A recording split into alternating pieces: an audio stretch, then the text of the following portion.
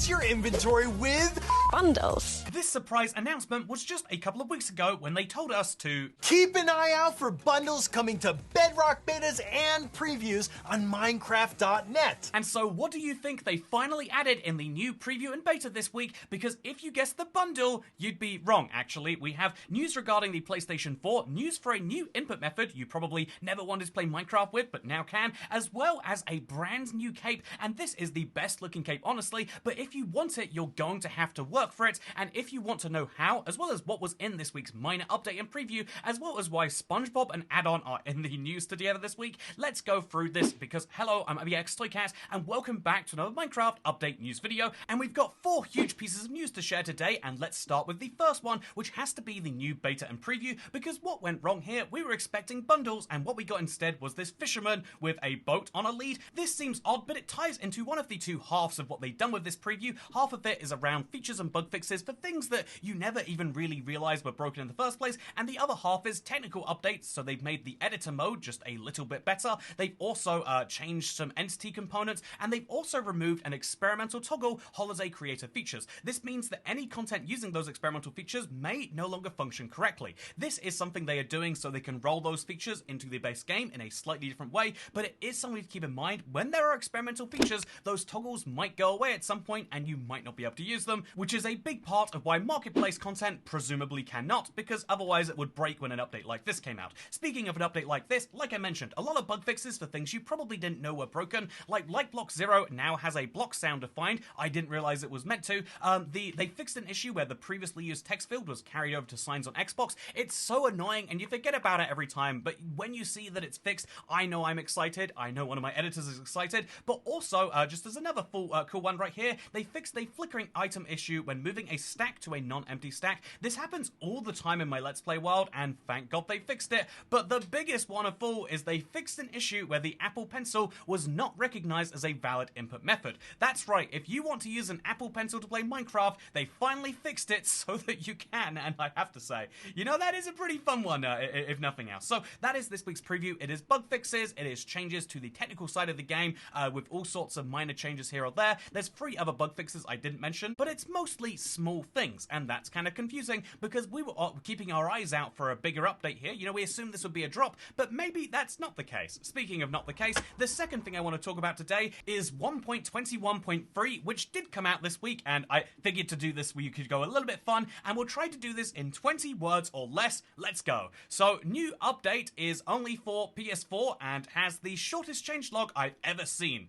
Here it is. And only PS4. Wow, that was easy. That's everything you need to know. The one change they line up on the changelog is something to back-end services, but basically it just means PS4 players will temporarily be 0.1 ahead of everyone else until 1.20 rolls out, which is the update that they're doing betas and previews for. Will that just be a bug fix or will that be a drop? This is something that will be determined by the bundle's inclusion or not, but we really are running out of time for them to add the bundle and then for them to bug fix it, and so maybe it's even a 1.22 feature. Again, without any real communication, we are just kind of guessing, but they did tell us to keep an eye on the Minecraft betas and previews, and we're doing that, and we're not really finding out much about the bundle just yet, but maybe we will soon. But again, we have maybe 1 or 2 more previews till this update goes into certification, and if it doesn't have the bundles by then you'll probably be waiting until September or October to get them in the base game. Speaking of the base game, there is something huge that is changing in it as soon as next Monday, because do you remember those special server events they did for Minecraft Legends, then Tales and Trails, and then of course the Universal Studios one? Well, they're doing one for the MCC. This is Minecraft Championship, an event organized by Nox Crew to get mostly Java YouTubers to play Java Minecraft together, but they're getting in on the Bedrock version by creating a brand new limited time server which you'll be able to join from your Minecraft main menu.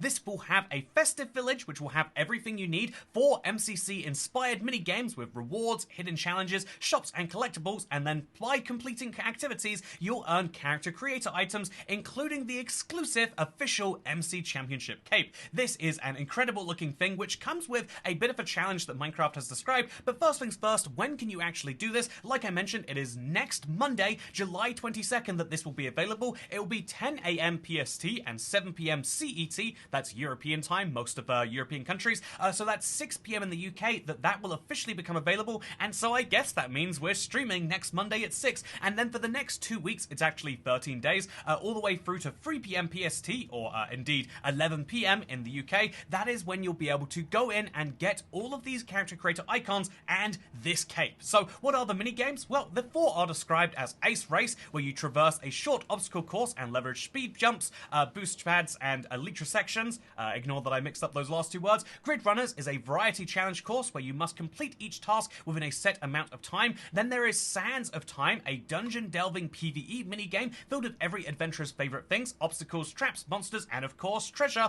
And finally, there's aptly named Meltdown, where you must defeat as many zombies as possible as the room around you literally melts. All these games will score you based on time, and as mentioned before, reward you with in-game currency. But what can you do with all these coins that you'll be earning? Well, the store. This is something we see Minecraft do for all sorts of co-branded maps and servers. It's not surprising that you can use this currency to buy toys, gadgets, and snacks, as well as hats that you can wear during this server event. But what if you want the character creator icons for outside of it? What if you want the cape? This is the official Minecraft Championship cape. It's a 15-year anniversary cape, as you can clearly see, and it's one of the best looking capes Minecraft has ever put out. But they're not just going to give it to you for logging onto the server like we've seen before. This is the hardest we've ever seen Minecraft make a cape to get. Outside of having to physically go somewhere in person or being a Minecraft staff member, this is going to be the cape with the most challenge attached, because the way they explain the obtaining of it is that you need to log on for the first 7 days, because you'll receive a cryptic challenge in the form of an image which you must decipher to figure out how to complete. You'll also have the entire second week to figure out the 7 clues and complete the hidden challenges for even more rewards. To unlock the MC Championship cape, yeah, it doesn't stop there, by the way. You must complete a total of 15 challenges, one of which is solving the mystery above. I wonder why they chose that number. They make a fun little joke there, but you have to do 15 separate challenges. You're gonna have to decipher some images, and if I'm being 100% honest, if I was, like just a casual Minecraft viewer reading this, I'd be like, okay, what I'm immediately gonna have to do is I'm gonna Google the solution every single day. But if you are a viewer of the channel, good news. I will be streaming the event on Monday, and I will be letting you know the solution if we can find it.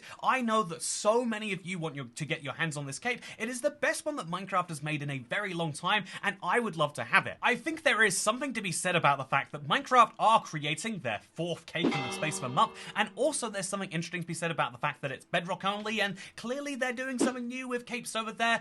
This is a really big discussion that goes beyond the scope of this news video, so what I'll just say is it's pretty cool they're making a cape actually be challenging to get, and I hope that challenges to get capes are the way that they go forwards, as opposed to the whole, pay to buy a cape system that basically any other video game would do. Speaking of things every other video game would do, it's also worth mentioning at the exact same time, they announced that there's going to be an MCC event on July 27th. It's called the Ender Cup, and it's going to feature Minecraft YouTubers playing off against each other. My experiences, they are almost exclusively Java YouTubers, but, hopefully they'll do something special for this event. We'll have to see. But all I do have to say for this one is that I am excited at the idea of getting a brand new cape, and that is why next Monday is a day I am very excited about, and you should be too if you want to. I feel like it might be a fun enough server. Again, it really does feel like it's going to have some of the most fun, deliberately built mini games in a way that people have enjoyed watching and playing. It's something I'm going to enjoy setting some fun times on, seeing if I can do real great. And something else that's going to be fun is the other weird Minecraft announcement we got this week. So on Monday of this week, Minecraft announced that there's going to be a brand new Minecraft character creator icon,